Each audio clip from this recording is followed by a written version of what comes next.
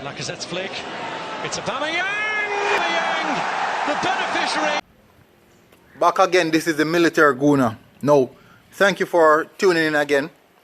Please, I give a big appreciation to all those who have subscribed and view my channel. Thank you very much, and I would encourage you all to help me out by sharing this channel, subscribing, and let it be known to others, mostly football fans. I really don't. It's not only Arsenal I speak about, but also football in general, because you know I'm a football fanatic. Anyways, please do like, subscribe, and share. Let the world know about me. Now, moving on. Arsenal versus the Everton. This is a very big match in the presence of in presence of both managers, because both of them really want to stamp their name on an authority on both team and also on the media, letting them know who's here to stay. Now, we know that Carlo Ancelotti is a manager who has a very high CV. He has won many titles. He has won various amount of championships from different leagues, different clubs. But Arsenal decided that they want to go the unknown route. They selected Mikel Arteta to do the job. And so far, he has done a fantastic job. We, as Arsenal fans, really appreciate all the work and effort that he has put in. And you can see from the moment he stepped in the club, he made a massive impact on both players and fans. I could say Carlo Ancelotti might do the same at Everton, but I'm only accounting for Arsenal at the moment. Now, we have a very good winning record, especially in the Emirates area, at home against Everton.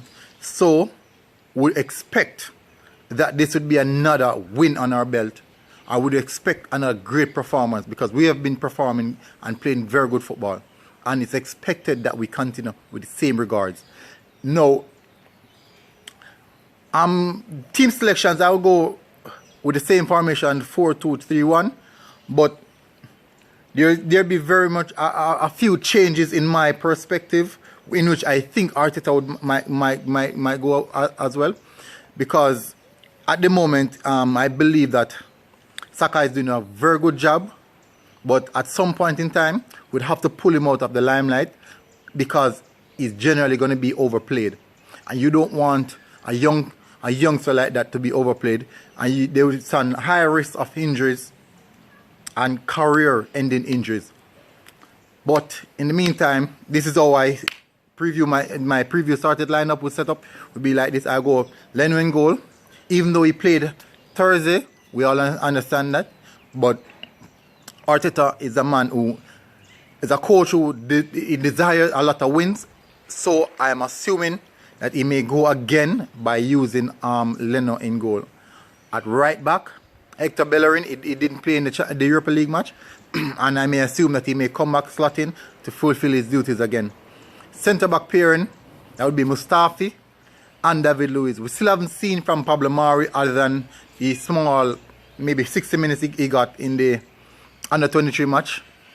He played well. I've seen the reviews. But we're still anticipating his arrival. In the same sense, it'd be the centre-back pairing would be David Luiz and Shkodran Mustafi. They've been playing very good so far, and I understand that Mikel Arteta believes that the three most important persons in the defence line would be the keeper and the two centre halves. And it's important, it's imperative that these three persons do get as much game time together as possible and build a conjoint understanding on how to play, how to operate. Now, with that being implanted, you have a better structure, a better defensive structure, and a better knowledge of what duties to be performed whilst in the matches. Now, when they play together and that mold them, you'd understand that these guys now have a chemistry which is now hard to be broken. That is one of the reasons why you may not see interchanges with both centre-half in crucial matches. But in smaller matches, you could expect that he make a few changes. But now, moving on to the left back, I may presume that Kolasinac will be back for this match. And I believe that Mikel Arteta may use Kolasinac because he stand a high risk of overusing Bukayo Saka.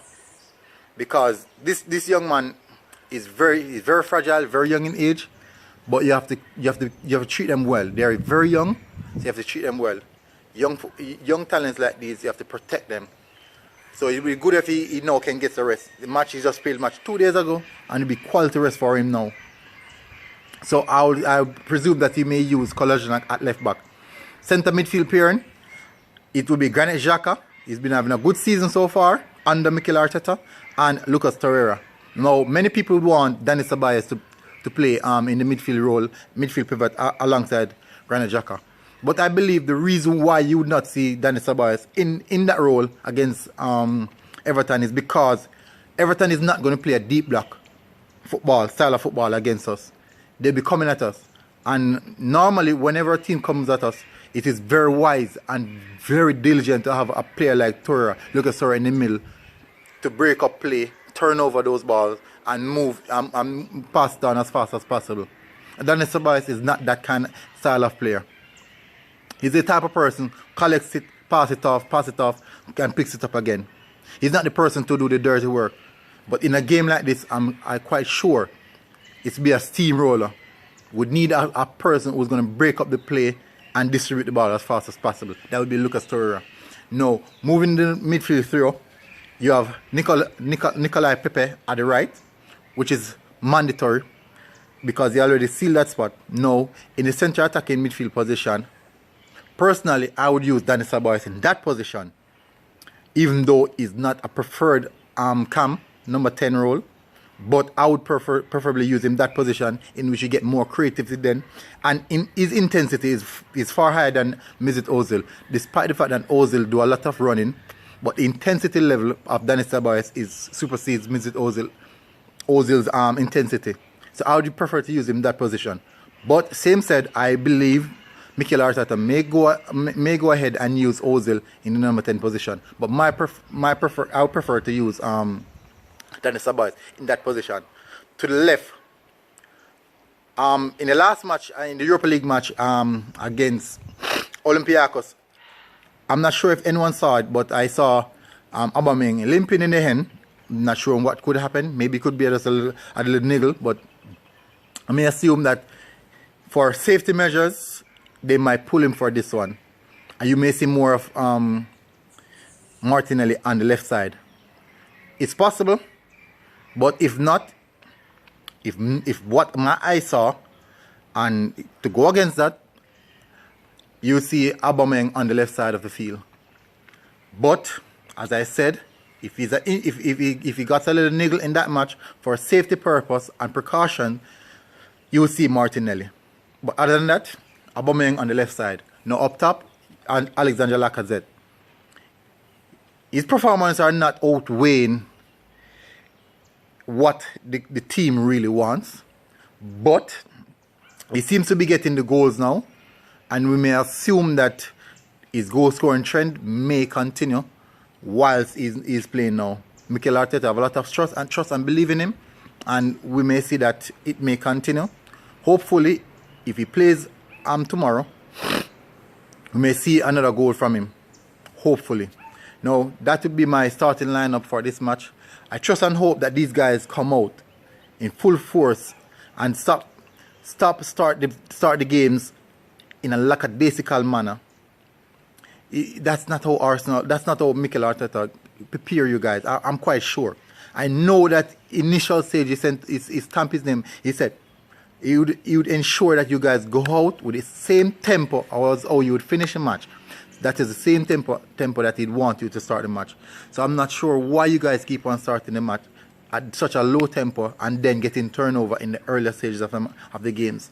But I hope you guys work on that, and we see better from you guys now. We're fans, and we're hoping to see 100% on the field. Leave it all there. Leave it all on the field. Now, this has been my preview. I want you to like, share, and subscribe. Pass it on, people. Thank you.